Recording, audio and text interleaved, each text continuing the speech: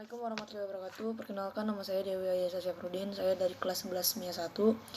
Di sini saya akan mempresentasikan beberapa materi, yaitu Budi Utomo, Indische Partij, dan Sarekat Islam. Yang pertama kita punya Budi Utomo.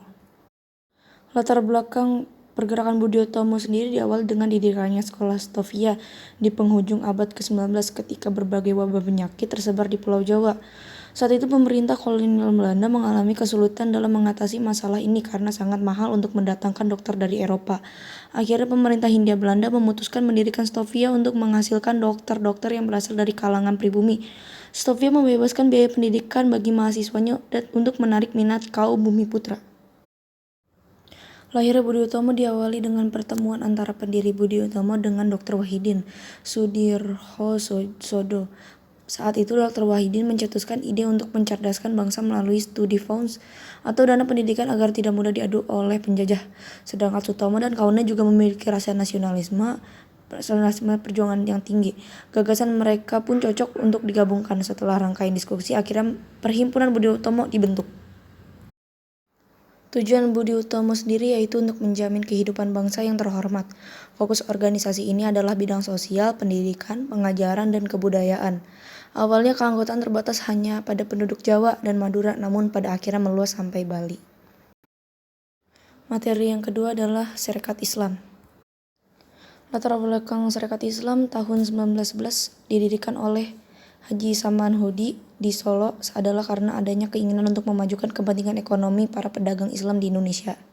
Pada saat itu, para pedagang keturunan Tionghoa telah lebih dulu maju usahanya dibandingkan milik pribumi, sehingga para pedagang Tionghoa memiliki status yang lebih tinggi dari penduduk Hindia Belanda lainnya.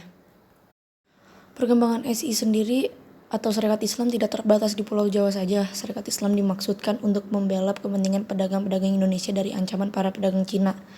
Pada proses pelaksanaannya pun tidak terlihat adanya gerakan politik yang terjadi. Sarekat Islam memperjuangkan hak-hak sesungguhnya yang ada di bidang politik. Sarekat Islam memperjuangkan keadilan tanpa menyerah serta menekan adanya penindasan yang dilakukan oleh pemerintah Belanda. Perpecahan Sarekat Islam. Setelah Sarekat Islam berjaya di Indonesia, organisasi ini mulai mengalami perpecahan karena adanya perbedaan suasana kehidupan politik setelah tahun 1929. Sarekat Islam telah terkena pengaruh komunis yang diperkenalkan oleh Hendro Josephus Maria Shevliet pada 1913.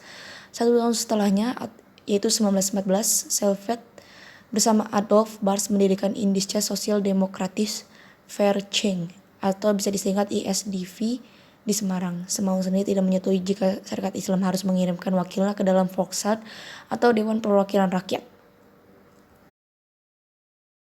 Materi yang ketiga yaitu Indische Partij atau partai politik pertama di Hindia Belanda, berdiri tanggal 25 Desember 1912. Didirikan oleh 3 serangkai yaitu EFE Douwe Dekker. Latar belakang Indische Partij sendiri adalah didirikan oleh IFE Douwe Dekker, yaitu dia adalah salah satu pribumi keturunan Belanda. Pada saat di masa itu keturunan Belanda atau ras Belanda itu mendapatkan privilege yang berbeda, yaitu gajinya lebih tinggi. Dari situ Douwe Dekker mengambil kesempatan untuk mendirikan salah satu organisasi bernama Indische Bond, sebuah organisasi yang dipimpin oleh orang-orang asli Hindia Belanda. Namun organisasi tersebut tidak dapat berjalan dengan baik karena tidak mendapat cukup dukungan dari masyarakat. Selanjutnya, di tahun 1912, Douwe Dekker mengajak Cipto Mangunkusumo dan Suwardi Suryaningrat mendirikan partai sendiri bernama Indische Partij.